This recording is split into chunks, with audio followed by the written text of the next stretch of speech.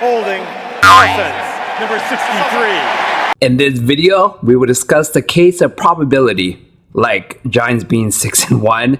But first, we will discuss if Brady coming out of retirement was worth it to him. Spoiler alert, no, it wasn't. I take shots to the top, I'll get it. I got one life, I'ma do all to win it. I do what's right, push until I fall, I'm slipping to give back up. Always stand tall, I'm grinning. I got cuts real deep, big bruises scarred. I had to learn how to think with my head and my heart. I've been chewed up, spit out, torn apart. But picking up all the pieces is a form of art. I'm never gonna look back, cause damn, I was built to last. You move slow and I move fast, and that's facts. Only I can make a change. Slowly take a step today. I will never be the same, cause that's what it takes. Salutations, ladies and gentlemen. If this is your first time to our channel, welcome and please enjoy your stay. We specialize in content with regards to comics, sports, and pop culture. We put the ass in classy.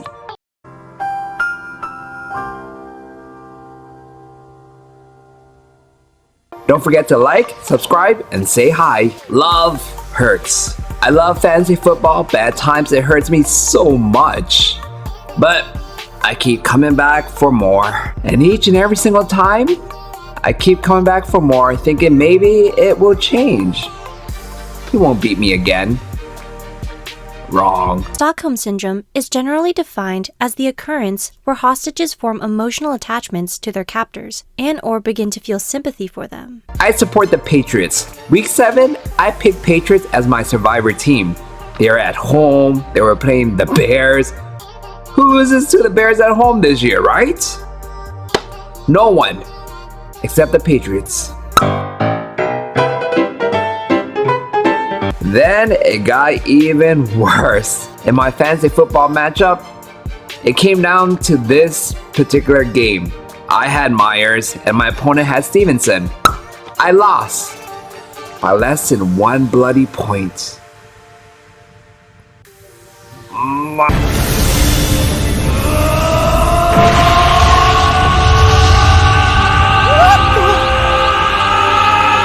It's not been a good season for Tom Brady. Bucks have not been doing so well. He is always angry. I think he breaks the tablet at least once a week. He lost on Monday to the Ravens. Then the news just broke. It's official. Him and Giselle will officially have a divorce. Was it worth it, Tom? Can I call you Tom? Well, too late. I started already and I'm continuing the taping. So yes, you were tired. Giselle wanted you to not work. I would love to have that luxury of having my wife telling me to not work. There are days when my wife wants me to get another job. You decide to unretire and go back to playing football. For what? To lose games? Was it worth it? Was it? That certainly sucked. Just like Slaughter's team in the No Fun League. Slaughter got slaughtered. He scored well below 100 points. Well, I can't really fault him because the bias totally got to him in week 7. Usually after a weak performance, teams totally take it on their next opponent. Who are you facing in week 8 anyway? Oh, it's me.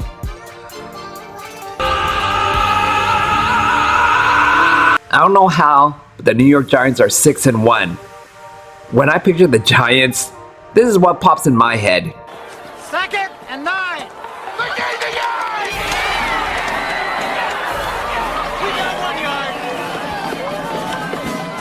I guess anything is possible, right? Like War Daddy being the first back-to-back weekly high score this season. Congrats to him for showing us his elite ability with extraordinary toughness. If things continue like this, maybe his wish for a weekly recap appearance will happen.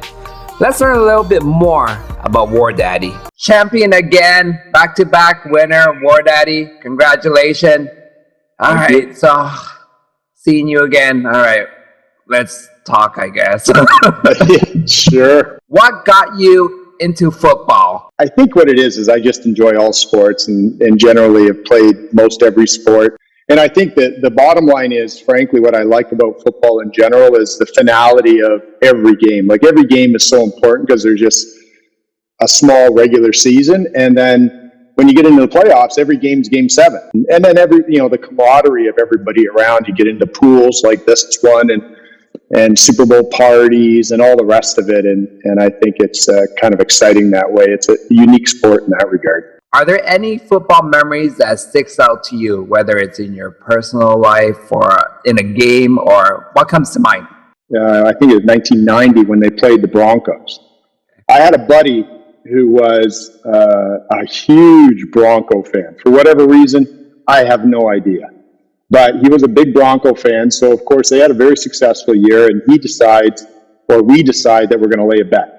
We never had much money, so our bet was that whoever lost was going to strip down everything off except their running shoes, and they were going to run a couple of blocks outside buck naked.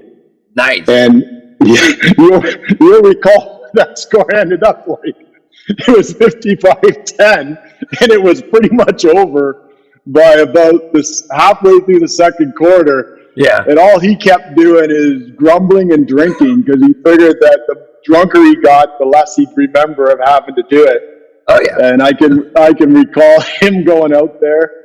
And lucky for him, we lived on Claxton Boulevard here in Toronto, which is only about 700 meters long. So he had to start from one end, and there was about 2 feet of snow. And it was snowing out at about, -5 or so. And I was on the ground laughing my ass off as he was running his ass down the street. It was so funny. And you remember the Seinfeld episode where George got out of the pool and the girl opened the door and saw him? You talk about shrinkage? Well, this was... I was in the pool! So this was pre-Seinfeld, but there was a lot of shrinkage going on, dude. Now, back then, they didn't have a phone, so did you capture it on like a gigantic No! ass camcorder? No, exactly. If it was today, yeah, you'd have a whole video of that thing going on. But no photography record of any of that. But just in the memory banks, and it's. I still laugh about it every time I think about it. I hope he was a quick runner, unless he had to stop and hold his breath. No, he was in good shape. He actually used to be the quarterback at McMaster University. And no, he was in good shape. So he didn't spend a lot of time doing 700 meters, but you don't want to go too fast either. When it's snowy out like that, you slip and fall. Then you got other issues going on, right? Oh, that would suck. A naked man falling down, getting injured in the middle of the street. Cool. That would be my best memory for sure of football anyways. Yeah. Well, that sounds great. Thank you so much for sharing. And that does it for Week 7 recap episode. Until next time, stay classy. Those little kids are all petri dishes for colds and whatnot coming home from school. Oh yeah, most definitely. I probably got the COVID like 4 times already or something. Yep. And then you enjoy your trick-or-treating with your 25-year-old. Yeah, exactly.